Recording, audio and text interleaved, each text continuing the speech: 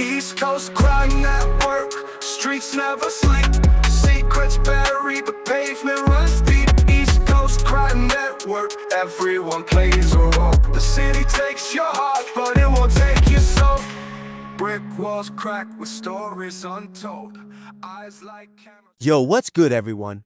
Welcome back to East Coast Crime Network. I'm your host, Cortezblacc, and today we're diving into a topic that's as chilling as it gets.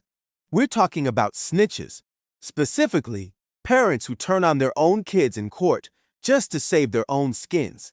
Yeah, you heard that right.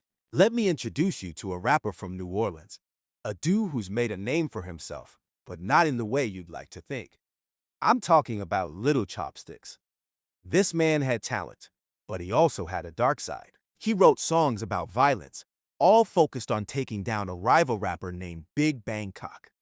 Then, everything went left when he was charged with murder. Now, here's where it gets real messy. Lil Chopstix grew up in a tough environment, and his father, whom I'll call Mr. Ratboy for privacy's sake, wasn't exactly a model parent. He had a history of beating him up as a kid, but Lil Chopstix never squealed.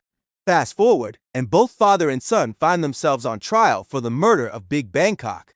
But guess what happened? Mr. Ratboy decided to testify against his own son. He pointed the finger, saying his son was the killer, all to skate away with a lighter sentence. Lil Chopstix was found guilty, sentenced to life in prison, while his father, thanks to those big snitching moves, only got 10 years. You can only imagine how that went down on social media.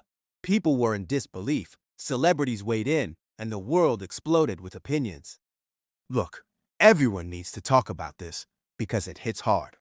Parents should protect their children, not throw them under the bus. It's heartbreaking to think that a parent would settle for a lighter sentence at the cost of their own child's freedom. I mean, think about it. How sad and embarrassing is it to find out that your own blood can turn against you like that? Now, let's get into the red flags. If your parent is abusive, physically or emotionally, there's a chance they might not have your back when the chips are down. An abusive parent often seeks their own survival over your well-being. They might manipulate situations to put themselves first, which is extremely toxic. Children need to recognize that making better life choices is crucial. Some parents literally lead their kids into bad situations on purpose, and that's a cycle that needs to be broken. When Mr. Ratboy was asked why he turned on his son, he said his health was failing and he wanted to see his granddaughter go to a school dance. Talk about a tragic situation, right? That's a heartbreaking excuse for betrayal, and it leaves a scar that won't easily heal. It reminds you to be cautious about who you trust, even if that person is your own parent. So, what can you do? Stay aware, build a support system, and surround yourself with people who truly care about you. Don't let anyone lead you down the wrong path, not even your parents. Remember, the streets can be cold, but you can rise above it. This is Cortezblacc, signing off from East Coast Crime Network. Until next time, stay safe out there, and don't forget to like, share, and follow for more real talk. I'm out! East Coast Crime Network, streets never sleep. Secrets buried, the pavement runs deep. East Coast Crime Network, streets never sleep. Secrets buried, the pavement runs deep. East Coast Crime Network, everyone plays a role. The city takes your heart, but it won't take your soul.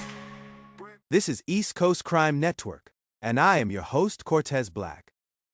First, I would like to take a moment to say rest in peace to my cat Mixie. Losing a pet hits differently. They truly become family.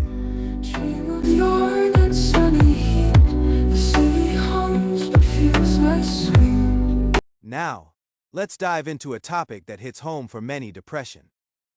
There was a man named Hernando Hernandez.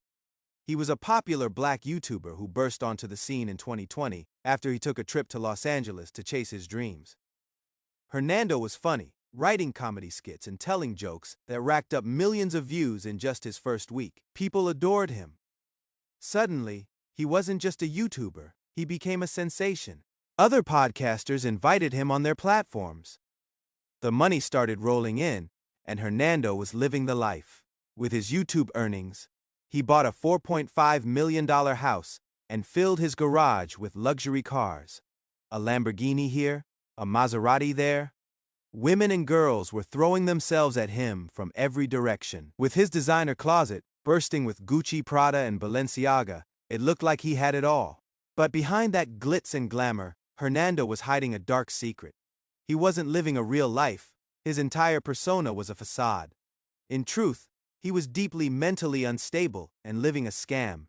He used fake credit cards, forged signatures, and stole millions of dollars from banks. His reckless lifestyle caught up with him, and slowly the walls began to crumble. He lost his YouTube channel and ended up in prison for 6 long years. When he was released, he discovered that the world had changed drastically. People didn't want anything to do with him. He tried to start fresh with YouTube again, but no one was watching. Dating. Forget about it. He was left with nothing, no fans, no girls, and no job. He was reduced to catching the bus to get around. As time went on, his depression morphed into a dark cloud looming over him. Friends suggested he get on disability or go to a homeless shelter, but Hernando thought he was too smart for that. As the days passed, his mental state deteriorated. One fateful day, in a moment of despair, he climbed to a rooftop and took the final plunge. This story serves as a stark reminder. Don't trust everything you see on social media. Behind the filtered photos and flashy videos, you never know what battles someone might be facing. If you or someone you know is struggling with depression, I urge you to reach out for help. There are resources available. This is Cortezblacc on East Coast Crime Network. Until next time, stay safe and remember to check in on those around you. I'm out. East Coast Crime Network, streets never sleep. Secrets buried, the pavement runs deep. East Coast Crime Network, streets never sleep. Secrets buried, the pavement runs deep. East Coast Crime Network, everyone plays a role. The city takes your heart, but it won't take your soul. This is East Coast Crime Network, and I am your host Cortezblacc. Today, I want to share a story that could happen to anyone, maybe even someone you know. I am diving deep into the world of romance scams. Buckle up, because this one is both eye-opening and heartbreaking. Let me tell you about a woman named Chloe. Chloe was in her 40s, lonely, and decided to try her luck on a dating website. She had her own apartment, her own car, and even retired early due to her mental health struggles. Chloe was a former school teacher, and like many, she was looking for companionship, someone to share her life with. One day, Chloe started chatting with a man named Lorenzo. Now, let me paint a picture for you. Lorenzo was charming and incredibly attractive. He showered Chloe with compliments, telling her she was beautiful, smart, and everything she wanted to hear. It felt good. Her heart was opening up again. As their conversations grew, Lorenzo shared that he lost his job and needed her help. He asked for $1,000. Chloe hesitated. But the feelings she had for him, combined with her desire to support him, led her to send the money without a second thought. They chatted on the phone frequently, bonding over their dreams and aspirations. It felt real. But then, just a week later, Lorenzo came back with another request for money. This time, it was even more urgent, and once again, Chloe sent it. A little later, he claimed he had been incarcerated for theft and needed her to put money on his books. Chloe didn't question it. She just sent the money right away. Now, you might wonder why Chloe didn't raise any red flags. This is a classic tactic used by scammers. They create emotional bonds quickly to manipulate their victims into compliance. And it worked like a charm with Chloe. After a while, she began to sense something wasn't right.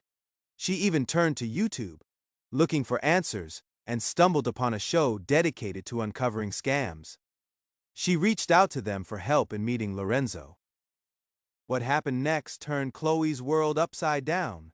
The show went on a mission to investigate Lorenzo. They discovered that although Lorenzo was indeed his real name, the photos he had shared with Chloe were not his. In fact, The real Lorenzo was not the handsome man Chloe imagined. He was significantly overweight and much older than he claimed. While he told Chloe he was 38, he was actually 45. And here's the kicker. He wasn't single. He was married with 3 kids.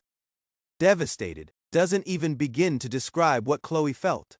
She had poured her heart and a staggering $8,000 into a con artist. The emotional and financial fallout was overwhelming. Many people think they could never fall for such a scam, but that's exactly what these scammers bet on: your emotions. They play on your loneliness and your desires, crafting elaborate stories that trap you in their web of deceit. So, what can you learn from Chloe's story? First, if someone you've met online starts asking for money, that's a huge red flag. No exceptions. Remember, a genuine person should be able to handle their own financial issues or would never ask you for money, especially if you haven't met in person. Second, if something feels off, trust your instincts. Don't ignore that little voice in your head. Research, ask questions, and don't be embarrassed to reach out for help. This is a cautionary tale for anyone looking to find love online. It's a digital world filled with dark alleys. So, before you swipe right or send that cash, think. Protect yourself. Stay informed and remember, romance should never come with a price tag. This is Cortezblacc on East Coast Crime Network. Until next time, take care, stay safe, and keep your heart and wallet guarded. I am out.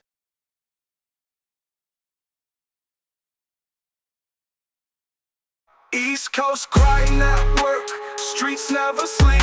Secrets buried, the pavement runs deep. East Coast Crime Network, streets never sleep. Secrets buried, the pavement runs deep. East Coast Crime Network, everyone plays a role. The city takes your heart, but it won't take your soul. This is East Coast Crime Network, and I'm your host, Cortezblacc. Today, I dive into a chilling story that highlights the dangers of the escort industry and the dark side of manipulation. The tale revolves around a man named Kofi Aguta. Strap in, because what you are about to hear is both shocking and eye-opening. Kofi Aguta met a woman named Coco Capri online. Coco was an escort, navigating a world that many people struggle to understand. At first, Kofi seemed charming. He set up a date with her, and before long, he expressed a desire to enter into a relationship. He even told Coco he didn't want her to sell herself anymore. For Coco, this seemed like a dream come true. She decided to quit escorting entirely to devote her time to Kofi. But there was something Coco didn't know. Kofi harbored a deep-seated hatred for prostitutes, and Coco, unfortunately, was his chosen target. His secret inner desires drove him to ruin her life in the most insidious ways. It's disturbing to think how someone can mask their true intentions behind a facade of love. One night, Kofi invited Coco over to his house. He prepared a meal, but while Coco wasn't looking, he did something pivotal. He dumped a whole bucket of worms into her food. She ate it without a clue about the disgusting betrayal happening right in front of her. And Kofi? He didn't stop there. The next time she dined at his place, he took it a horrifying step further, adding urine and feces to her meal. Can you imagine that level of cruelty? But his psychological machinations didn't end with repulsive meals. Kofi spread vicious lies about Coco, claiming she was a man and that she had a penis. Disturbingly, people believed him. Kofi managed to tarnish her reputation, claiming Coco was stealing from him, and even suggesting that his relatives had slept with her. All of these vicious rumors were lies. But Coco, blinded by trust in someone she thought loved her, had no idea what was happening.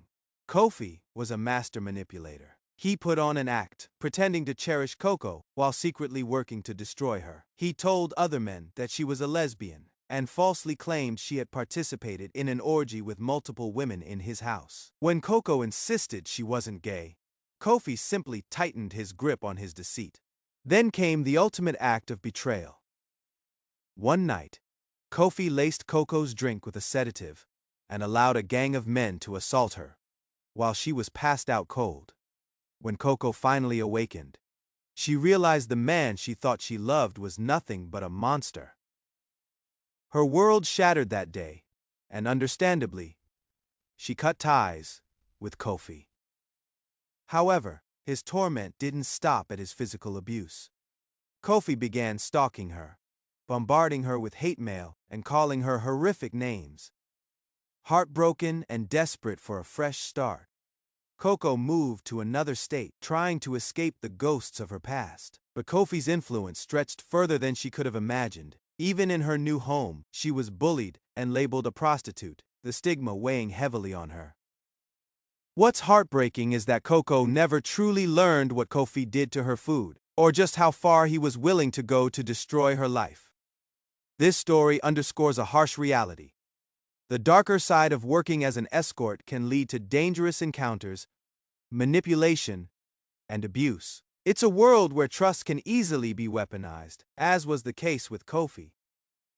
Kofi Aguta is the embodiment of a manipulative, evil person. He twisted love into a tool of abuse and degradation, all while maintaining a facade of care. Coco's experience serves as a reminder that not all relationships are healthy, and some individuals have an alarming capacity for hurt and destruction.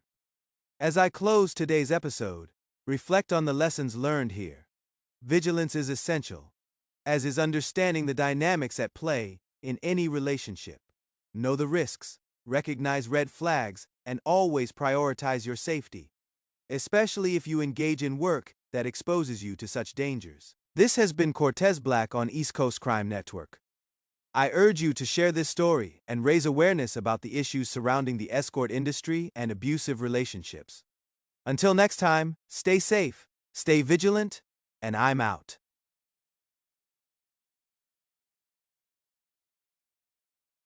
East Coast Crime Network, streets never sleep.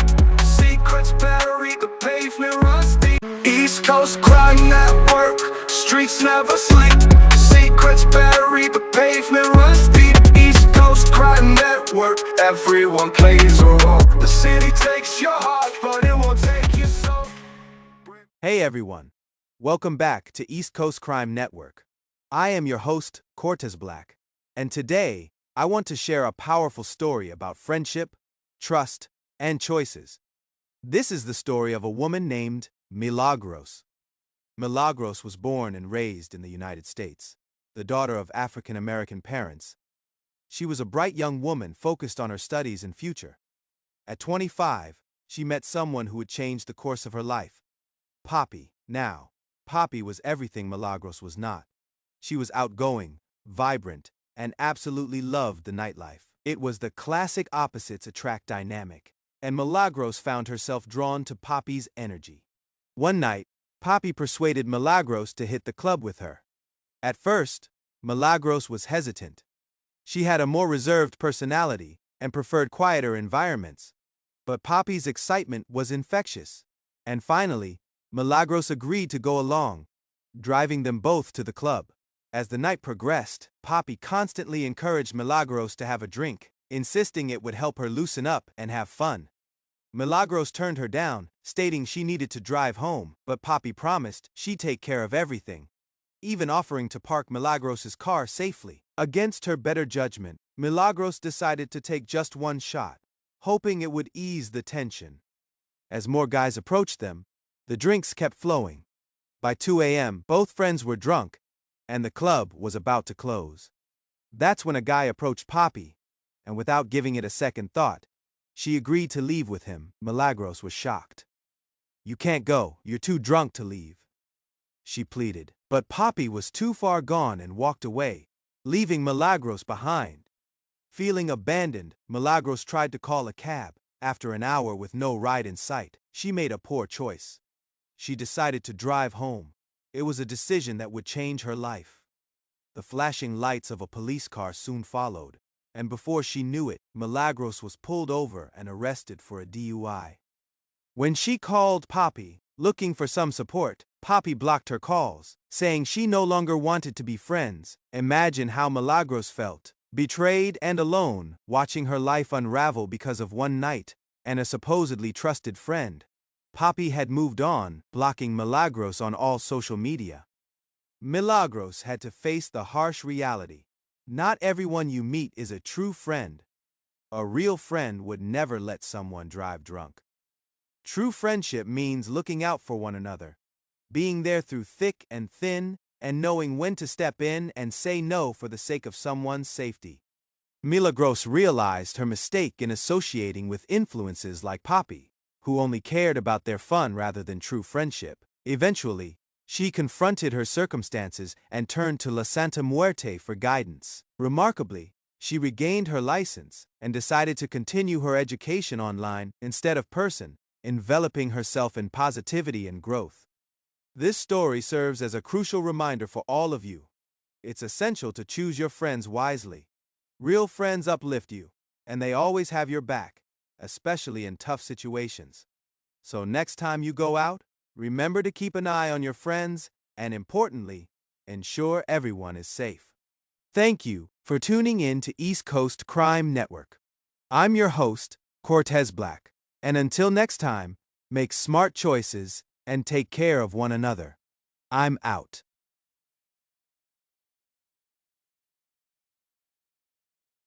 East Coast Crime Network, streets never sleep. Secrets buried, the pavement runs deep. East Coast Crime Network, streets never sleep. Secrets buried, the pavement runs deep. East Coast Crime Network, everyone plays a role. The city takes your heart, but it won't take your soul. Welcome back to East Coast Crime Network. I'm your host, Cortezblacc. Today, I am diving into a story that unveils a darker aspect of beauty, perception, and the sometimes cruel nature of social interactions. A story about a man named Diamond. Diamond was undeniably attractive. He had that striking look that could set hearts racing. His smile, his confidence, all of it made him the center of attention. But here is where things take a turn. Diamond wasn't gay. Yet the attention he garnered from other men became overwhelming and, ultimately, suffocating. He didn't want this attention. He turned down advances, but instead of understanding, the rejection turned into resentment. Those men began to bully him. They spread lies, claiming he was gay and twisted the narrative, telling everyone that they'd slept with him. It is hard to imagine how quickly admiration can twist into animosity. But it does, especially when pride is involved. As the bullying escalated, women who once sought after him began to turn away. They'd heard the whispers, the slander, and suddenly, Diamond found himself isolated. The gay men, feeling spurned, got crueler. They even started spreading rumors that he was transgender. Another layer of mocking that cut him to the core. Imagine waking up one day and feeling beautiful, only for the world around you to make you feel ugly. It gnawed at Diamond every day, a relentless cycle of self-doubt and despair. The impact of bullying didn't just scratch the surface, it burrowed deep into his psyche. Body dysmorphia. Let's take a moment to explain that. It's a mental health condition where a person obsessively focuses on perceived flaws in their appearance. For someone like Diamond, this meant feeling ugly despite his undeniable looks. The taunts and name-calling perpetuated this. The weight of those accusations led him down a dark path. It got to the point where Diamond wouldn't leave his house without a ski mask, hiding from a world that felt hostile. He stopped dating, stopped pursuing interests. All the things that once brought him joy slowly faded into the background, overshadowed by his growing struggle with body dysmorphia. The cruelty continued, with bullies even going so far as to give him a girl name, Isabella, a name that felt like an anchor pulling him deeper into depression. The strain from constant ridicule affected him physically. He began to lose weight rapidly, experiencing anxiety so intense that he couldn't keep food down.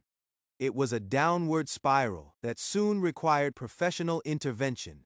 Medications to cope with the mental turmoil became necessary. Diamond was trapped in an environment that felt like a prison, filled with people who reveled in cruelty. His mental health declined sharply, And as he searched for an escape, he realized there is no happy ending to this story. The reality is that body dysmorphia is a profound issue for many. It strips away the essence of self-worth and erodes confidence over time. It's crucial to speak about these issues, to understand their impact, and to lean into the support systems around you.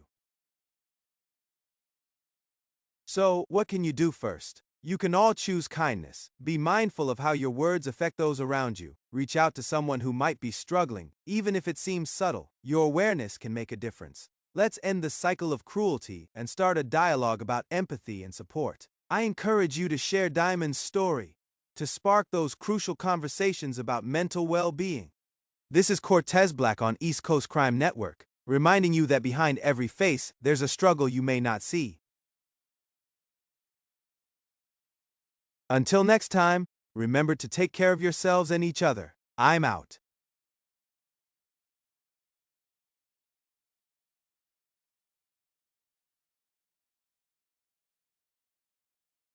East Coast Crime Network, streets never sleep. Secrets bury the pavement runs deep. East Coast Crime Network, streets never sleep. Secrets bury the pavement runs deep. East Coast Crime Network, everyone plays a role. The city takes your heart, but it won't take your soul. What's up, everyone? This is East Coast Crime Network, and I'm your host, Cortezblacc. Today, I am diving into a story that really grinds my gears, a tale of arrogance, disrespect, and the value of accepting others as they are. Let's talk about a man named Esteban. Now, Esteban was a Christian pastor, but don't let that title fool you. This guy wasn't just sharing his faith. He was on a mission to bully everyone who didn't believe what he believed. Imagine that. Instead of spreading love and understanding, he was storming into occult churches, declaring their practices as trash, and demanding people convert to his version of Christianity. Your soul is in danger. You need to turn away from this darkness and accept the light of God. How can you believe in this witchcraft nonsense when the truth of God is so clear? You need to leave this darkness. One thing about Esteban, he was nosy, always sticking his nose where it didn't belong, thinking he was somehow superior just because he had a cross around his neck and a family. He tried to tear down women and men alike, calling them names and telling them how much they supposedly stank, all while claiming to be the keeper of the truth. His grand finale of misguided righteousness happened when he waltzed into a witchcraft shop owned by a woman named Esmeralda. This lady wasn't just any regular witch. She was a leader in the Santa Muerte religion, and even though Esteban wasn't fond of the vibe in her shop, she let him in anyway. But did Esteban show her respect? Absolutely not. Instead, he yelled that her religion was worthless and that she better convert pronto, or else she'd be facing flames for eternity. Never mind the right to practice what you believe or the mutual respect adults show each other. Nope, for Esteban, it was all about his agenda. And when Esmeralda, calmly asking for the same courtesy, offered to pray for him, he scoffed. He dismissed her prayers as powerless, like they were nothing. When will people understand that disrespect is the enemy of progress? By belittling her beliefs, Esteban not only insulted Esmeralda, but also showed just how fundamentally flawed his approach was. The Bible says that hell is a real place, and that anyone who doesn't believe in the Bible will go there when they die. Now, I can't stress enough why this kind of behavior is absolutely unacceptable. This isn't just about Esteban, it's a lesson for all of you. Forcing your beliefs on someone else isn't bold, it's misguided and hurtful. How would you feel if someone walked into your space, disrespecting everything you hold sacred, simply because they thought they were better?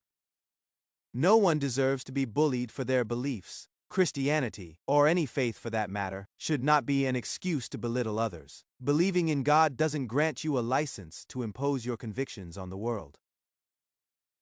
People need to foster a culture of respect, understanding, and mutual coexistence. What's sickening is when people like Esteban think they can just bulldoze over others. But here's the kicker. No one stood up to him. No one told him to check himself. So, I'm sending out an open message. You can't sit back and let bullying continue under the guise of faith. It's disgusting, and it needs to stop. You must challenge this behavior and remind everyone that no one is better than anyone else, based on their beliefs. Everyone has their paths in life, and it's high time that people respect that. This is East Coast Crime Network. Let's unite against this kind of bullying. Stand firm. Voice your beliefs, but do it with respect and never with the intent to tear others down. Until next time, I'm out.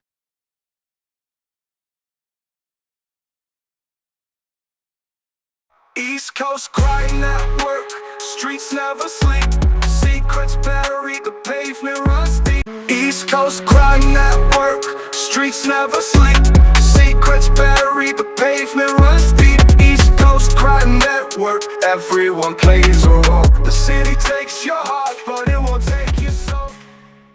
Hey there, it is your boy Cortezblacc, and welcome back to East Coast Crime Network. Today, I'm gonna let you in on a little secret. What a day in my life actually looks like. Trust me, you won't want to miss this. So every day starts bright and early for me. Around 5 a.m., I jump out to bed, hit the shower, and get myself all fresh and ready. 'Cause breakfast is definitely calling my name. And here's the deal. I eat out for breakfast every single day. There's something about grabbing a delicious meal from my favorite spots that just kicks everything off, right? Now, after I fuel up, it's time to work. I work as a male sex worker, and let me tell you, about 95% of my clients are gay men living that down low life. Sometimes I do get women too. But yeah, that's the gig. I started doing this after spending 5 years locked up. Serious tone life on the outside. It is a lot different, but I'm making it work. Most of the guys I see are married, and that's just part of the job, navigating their secret lives. Once I see my first client, I pay for my hotel for the day, and then it's on to the second. After that shopping, I hit up my favorite designer stores every single day.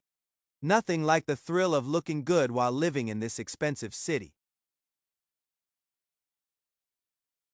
You guys often ask if I get bullied in public for being openly gay. Nope. New York City is super accepting.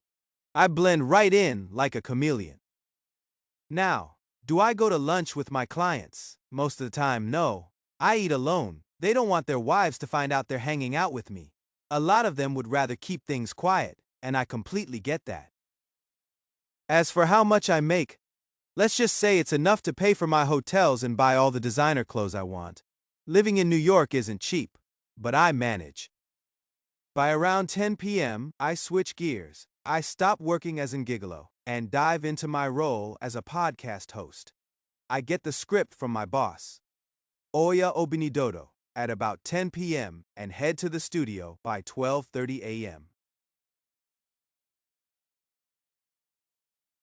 East Coast Crime Network is all scripted. Everything's pre-written. So I am ready to roll when the clock strikes 1 a.m. It is on Instagram and Dailymotion, bringing the heat. And hey, when work is slow, you might catch me at the club or some bars. Whether I'm meeting new clients or just hanging out. Gotta keep the energy up. And here's a little bonus. My boss gives me a week off every month. I can go wherever I want. Can't complain about that at all. So after I wrap up the podcast, I head back to my room. Hit the gym, take a nice shower, say a little prayer, and hit the hay. Well, that's it. A day in the life of me, Cortezblacc. If you enjoyed this glimpse into my world, don't forget to like and follow. Until next time on East Coast Crime Network, stay fabulous, because I'm out.